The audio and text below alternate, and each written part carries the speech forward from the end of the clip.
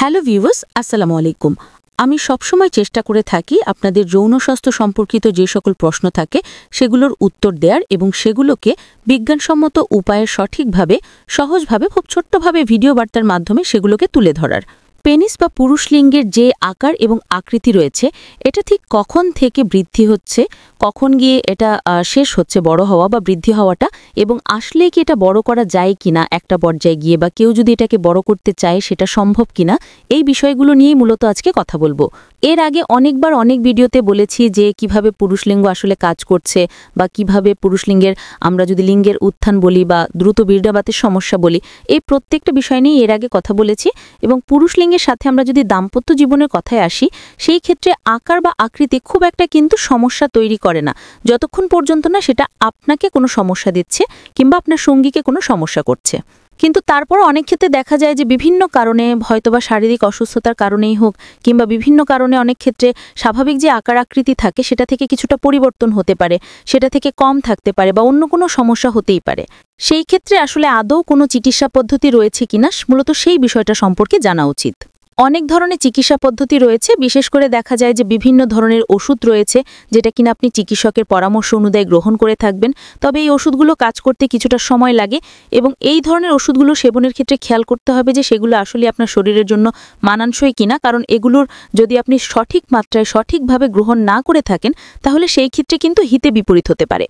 এবং পাশাপাশি খুব আধুনিক এবং অত্যাধুনিক বেশ কিছু চিকিৎসা পদ্ধতি রয়েছে, সেগুলোকে বলা হয় থাকে অ্যাস্থেটিক পদ্ধতি, এবং কিছু রয়েছে সার্জিক্যাল পদ্ধতি।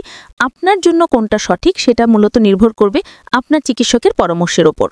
পাশাপাশি আরেকটি গুরুত্বপূর্ণ বিষয় হচ্ছে, অনেকে মনে করে থাকেন যে হয়তো অনেক বেশি এক্সারসাইজ বা ব্যায়াম করলে তার এই যে পেনিস বা পুরুষলিঙ্গের যে আকার আকৃতি সেটা হয়তো বা বড় হয়ে থাকবে।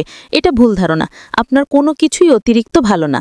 আপনি যেই কাজটিই করুন না কেন সেটা আপনার শারীরিক যে অবকাঠামো রয়েছে সেটার সাথে মানানসই কিনা এটা সবসময় খেয়াল রাখতে হবে, এবং সেটা যেন আপনার জন্য কখনোই অতিরিক্ত না হয়ে থাকে সেটাও খেয়াল করবেন। আরেকটা বিষয় হচ্ছে যে যদি আমরা স্বাভাবিক আকার আকৃতির ক্ষেত্রে আসি, আমরা জানি যে আমাদের দেশে, বিশেষ করে এশিয়ার মধ্যে যেই দেশগুলো রয়েছে, সেই ক্ষেত্রে পুরুষলিঙ্গ 3 থেকে 5 ইঞ্চি বা 3.5 থেকে 5.5 ইঞ্চি, এটা কিন্তু খুবই স্বাভাবিক। এবং পাশাপাশি আমরা বলে থাকি যেটা লম্বাই, এবং আমরা যদি চওড়াই বলে থাকি সেই ক্ষেত্রে 2 থেকে 3 বা 2.5 থেকে 3.5 ইঞ্চি খুবই স্বাভাবিক হয়ে থাকে, অর্থাৎ এটা খুবই স্বাভাবিক। তবে যদি কেউ এর চেয়েও বাড়াতে চায় তার পুরুষলিঙ্গের আকার আকৃতি, কিংবা তার কারো যদি কোনো কারণে এর চেয়ে কম হয়ে থাকে এবং সেটা তার দাম্পত্য জীবনে সমস্যা করে থাকে, তাহলে সেই ক্ষেত্রে অবশ্যই চিকিৎসকের পরামর্শ নেওয়া উচিত। কখন থেকে পুরুষলিঙ্গের আকার বৃদ্ধি পেতে থাকে? মূলত বয়ঃসন্ধিকালীন সময় থেকে। বয়ঃসন্ধিকালীন সময় থেকে পুরুষলিঙ্গের আকার বৃদ্ধি পেতে থাকে। এটা মূলত ছেলেদের ক্ষেত্রে দেখা যাচ্ছে কিশোর বয়সে 10 থেকে 12 বছর বয়সের মধ্যে এটা হয়ে থাকে, এবং পাশাপাশি দেখা যাচ্ছে যে এই ক্ষেত্রে সেক্স হরমোন বা টেস্টোস্টেরন হরমোনের বিশেষ একটা গুরুত্বপূর্ণ ভূমিকা রয়েছে। এবং কোন পর্যায়ে গিয়ে এই যে বৃদ্ধি হওয়াটা এটা থেমে যায়, এটা মূলত প্রাপ্তবয়স্ক সময় গিয়ে থেমে যায়। কারো কারো ক্ষেত্রে এটা 18 থেকে 20 বছর পর্যন্ত হয়ে থাকে, আবার কারো কারো ক্ষেত্রে এটা 25 থেকে 28 বছর পর্যন্ত হয়ে থাকে। এটা আসলে নির্ভর করছে ব্যক্তির উপর।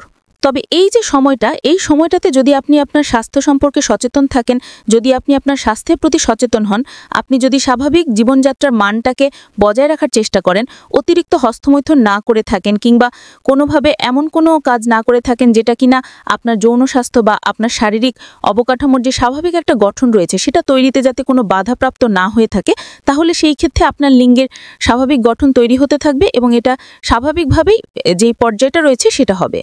তবে যাদের ওজন আধিক্য রয়েছে, যারা অনেক বেশি অতিরিক্ত স্থূল বা মোটা, বা যাদের শরীরে চর্বি বেশি থাকে, সেই ক্ষেত্রে কিন্তু অনেক সময় পুরুষলিঙ্গটা কিছুটা ওপরে, বা আমরা বলি অ্যাবডোমেনের ফ্যাটে ঢুকে যেতে পারে। সেই ক্ষেত্রে আল্ট্রাসোনোগ্রাম করে বুঝতে হয় যে আসলে পুরুষলিঙ্গের আকার ছোট নাকি কিছুটা অংশ ওই চর্বির মধ্যে ঢুকে গেছে। এই প্রত্যেকটা বিষয় খেয়াল রাখতে হবে। তাহলে বোঝা গেল যে পুরুষলিঙ্গের যে আকার আকৃতি এটা আসলে বৃদ্ধি করা সম্ভব, কিন্তু সেটা অবশ্যই চিকিৎসকের পরামর্শ অনুযায়ী বৃদ্ধি করা সম্ভব, এবং এই বৃদ্ধি করার যে পরিমাণটা সেটা মূলত 1 থেকে 1.5 ইঞ্চি হয়ে থাকে। কিন্তু এটা এমন কোনো ম্যাজিক না যে আপনি যখনই পদ্ধতি গ্রহণ করবেন তখনই হয়ে থাকবে। এটার জন্য আপনাকে সময় দিতে হবে, ধাপে ধাপে আস্তে আস্তে এটা হতে থাকে। তবে এই ক্ষেত্রে অবশ্যই সঠিক চিকিৎসকের কাছে গিয়ে সঠিক পরামর্শ নেওয়ার চেষ্টা করবেন। ডক্টর দৃষ্টি।